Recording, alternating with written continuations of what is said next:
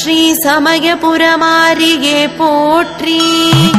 முதல் பூவாக ஸ்ரீரங்கநாதரிடமிருந்து வரும் பூவை ஏற்பவளே ஸ்ரீ சமயபுரமாரியே போற்றி.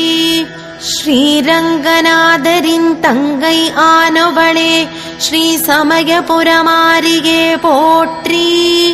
அண்டன் சீரேற்று மகிழ்பவளே ஸ்ரீ சமயபுரமாரியே போற்றி. அமாவாசையில் வழிபட அருள்மிக பொழிபவளே ஸ்ரீ சமயபுரமாரியே போற்றி.